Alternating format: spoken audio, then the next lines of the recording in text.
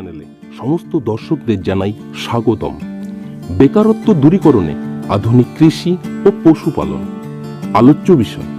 পশুদের বিভিন্ন রকম রোগ, চিকিৎসা ও মেডিসিন, হোমিওপ্যাথিক, আয়ুর্বেদিক এবং অ্যালোপ্যাথিক। প্রথমে আপনার পরিচয়টা দিন।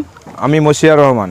আমার বাড়ি হচ্ছে বিরা দত্তপুকুর, উত্তর 24 পরগনা। দত্তপুকুর থেকে একটুকুনি ভিতরে। আচ্ছা, এই ফার্মটা শুরু করে কতদিন হলো? 3.5 বছর থেকে 4 বছরের রানিং। 4 বছর রানিং। আচ্ছা আচ্ছা, তো এই ফার্ম করার আইডিয়া কোথা থেকে পেলেন? আমি ইউটিউব দেখে প্রথম মানে শুরু করেছিলাম, যে ফার্মটা ইউটিউব দেখে আর কি। ইউটিউবে দেখেছিলাম অনেক লাভ ছাগল ব্যবসায়, ওই জন্য আমি সেইভাবে আর কি শুরু করেছিলাম।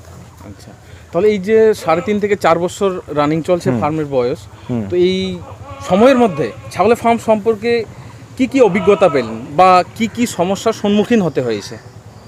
দেখেন, প্রথম অবস্থায় যা আমার মানে যে পরিস্থিতি হয়েছিল ছাগল কিনে, আমার সাইডে একটা মানে ছোট বিজনেস আছে বলে আমি আজকে আবার দাঁড় করাতে পেরেছি। অবশ্যই, ঠিক আছে। কারণ হচ্ছে আমি প্রথম যে ইউটিউব থেকে ভুল সিদ্ধান্ত নিয়ে ভুল জায়গা থেকে ছাগল কিনেছিলাম, অনেক মিথ্যা কথা বলে আমার ছাগলগুলো দিয়েছিল। যাওয়ার পরে সেই ছাগল মারা গেছিলো। মারা যাওয়ার পরে সেই ছাগল আমি পুরো ফার্ম বন্ধ করে দিই, এরকম প্ল্যান।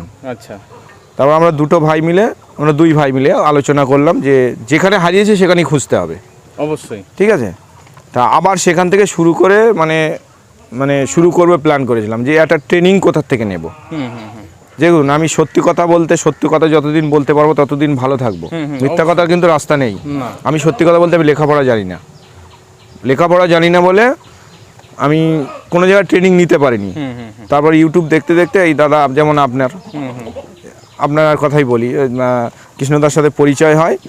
ইউটিউব দেখে ফলো করে প্রায় 4 মাস আমি ইউটিউব ফলো করি। আপনার ইউটিউব ফলো করে সমস্ত ট্রিটমেন্ট জ্ঞান মোটামুটি কিভাবে ছাগল খাওয়ার ব্যবস্থাপনা করতে হবে, সমস্ত কিছু আমি অভিজ্ঞতা অর্জন করি বাড়ি বসে বসে। তারপরে আমি সিদ্ধান্ত নিই, গ্রাম থেকে 8টা ছাগল কিনেছিলাম।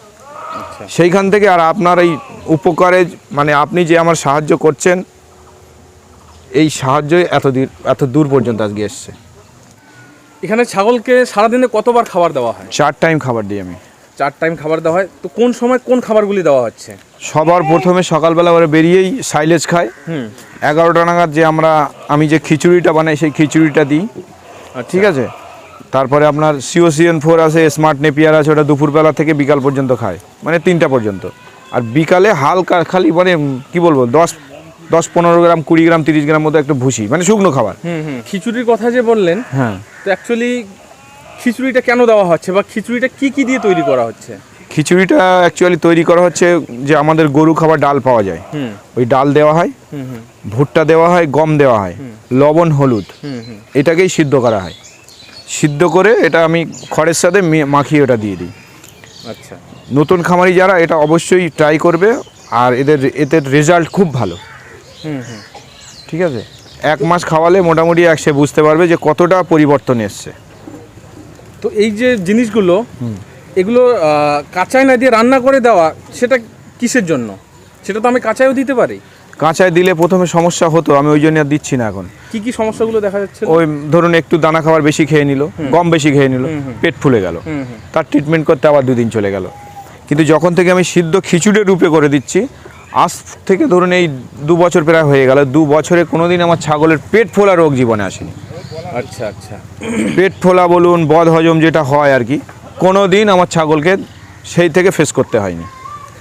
আগে যখন কাঁচায় খাওয়াতেন তাহলে প্রচন্ড মাঝে মধ্যে ফুলতো, মাঝে মধ্যে কি প্রায় দেখা যেত। আচ্ছা, এখানে ফার্ম শুরু করে সবচেয়ে কোন সমস্যাগুলি বেশি দেখা যাচ্ছিল?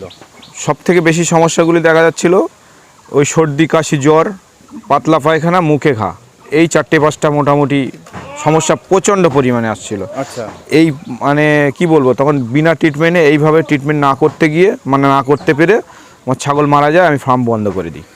যখন একজন নতুন খামারের উদ্যোক্তা প্রথম খামার শুরু করবেন, ফার্স্ট ওনাকে কি করা উচিত? সবার প্রথমে ওনাকে খুঁজে বার করতে হবে কে ভালো ফার্মিং করে, কারা ভালো ফার্মিংয়ে অভিজ্ঞতা, সেই লোকটাকে খুঁজে বার করতে হবে। অবশ্যই, এটা আপনার মাস্ট, খুঁজতেই হবে, যে আপনাকে সবসময় সাপোর্ট করবে। আচ্ছা, তারপরে ওনাকে দেখতে হবে সঠিক জায়গা ওনার নিজের থাকতে হবে। অবশ্যই, সঠিক জায়গা থাকলে তার মধ্যে একটা ঘর বানাতে হবে, অর্থাৎ ছাগলের মানে সঠিক একটা বাসস্থান একটা বানাতে হবে। বাসস্থান বানিয়ে নিজেকে প্রাথমিক যে ট্রিটমেন্টগুলো, ধরুন একটু জ্বর হলো, সেইগুলো ট্রিটমেন্ট যাতে ঠিকঠাক করে আপনি করতে পারেন সেটা শিখতে হবে। শিখে তারপরে আস্তে আস্তে আস্তে আস্তে আগাতে হবে। অর্থাৎ নতুন একজন খামারি উদ্যোক্তা যখন খামার শুরু করবেন, সবার প্রথমে ওনাকে কি করতে হচ্ছে, একজন সঠিক ব্যক্তিকে খুঁজে নিতে হচ্ছে, যিনি আপনাকে সব সময় সাপোর্ট দেবে। দ্বিতীয় হচ্ছে, খামার করার জন্য আপনার উপযুক্ত জায়গা থাকতে হবে, সেখানে একটি ছাগলের থাকার উপযুক্ত একটি বাসস্থান নির্মাণ করতে হবে। এরপর হচ্ছে ছাগলের খাদ্য, ছাগলকে যে খাওয়াবেন সেই খাদ্যের যোগান রাখতে হবে। এরপরেই আপনাকে ছাগল সংগ্রহ করতে হবে। সব কিছু রেডি করার পর যখন খামারি ছাগল সংগ্রহ করবেন, তো সেটা কোথা থেকে সংগ্রহ করা উচিত? সেটা সংগ্রহ করা উচিত ভালো কোনো খামার থেকে। অবশ্যই সেই ভালো কোনো খামার আপনার খুঁজে বার করতে হবে। এখানেও একটা পার্ট আছে, আপনি ইউটিউবে ভিডিও দেখলেন, ওর কাছে প্রচুর ছাগল, বিশাল বড় খামারি, অথচ গিয়ে দেখছেন ও হাট থেকে মাল এনে ঢিবি করে রেখে দিয়েছে, ওই মাল আপনাকে দিয়ে দিচ্ছে। সেই ফার্মে প্রথম সপ্তাহে গিয়ে দেখলেন যে ছাগলগুলো আছে, 3 সপ্তাহ পরে আবার যাবেন, সেই ছাগলগুলো আছে কিনা আপনি খেয়াল করবেন। অবশ্যই এটা আপনার মাস্ট। যদি মনে করেন যদি ও অরিজিনাল ফার্মার হয়, আপনি ওখানে গিয়ে দেখবেন বিভিন্ন ধরনের সাইজের বাচ্চা পাবেন, ছোট থেকে 1 মাস থেকে শুরু করে মোটামুটি 6 মাস পর্যন্ত বাচ্চা দেখতে পাবেন। এইটা আপনার অভিজ্ঞতায় বুঝে নিতে হবে যে অরিজিনাল খামারিও। ছাগলের গড় আয়ু প্রায় 13 বছর, কিন্তু 13 বছর যদি গড় আয়ু থাকে, 8 বছর সে আরামসে বাচ্চা দেয়। তো আরামসে যদি 8 বছর বাচ্চা দেয়, তার যদি কোয়ালিটি ভালো হয়, যদি কোনো ফার্মার হয়, তো ওই ছাগল 8 বছর 9 বছর পালার পর খামারি কিন্তু কোনোদিনও বেচবে না। ওর বাচ্চা যেগুলো প্রোডাকশন হচ্ছে সেগুলো বেচবে। অর্থাৎ আপনি কোনো ব্রিডিং ফার্মে যদি ভিজিট করেন, যে ছাগল মাদার গোটগুলো দেখবেন, সেইগুলি হয়তো আপনি 5 বছর 6 বছর 8 বছর অবধি দেখতে পাবেন। এটাই বোঝাতে চাইছেন? অবশ্যই, এটাই আমি বলতে চাইছি। প্রিয় দর্শক বন্ধুরা, কেমন লাগলো আমাদের আজকের এই ভিডিওটি অবশ্যই কমেন্ট বক্সে কমেন্ট করে জানাবেন। সঙ্গে ভিডিওতে একটা লাইক করতে ভুলবেন না।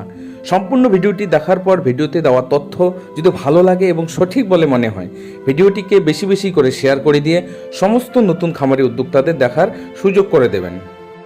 আর যারা আমাদের চ্যানেলে নতুন, চ্যানেলটিকে অবশ্যই সাবস্ক্রাইব করে রাখবেন। আমাদের অধিকাংশ ভিডিওগুলি পশুদের বিভিন্ন রকম রোগ, তাদের চিকিৎসা এবং মেডিসিন নিয়ে আলোচনা করা হয়। তো বন্ধুরা, আজকের ভিডিওটি এখানেই শেষ করে দিচ্ছি। পরবর্তীতে নিয়ে আসবো আপনাদের সামনে নতুন আর একটি ভিডিও। ততক্ষণে আপনারা সকলে ভালো থাকুন, সুস্থ থাকুন।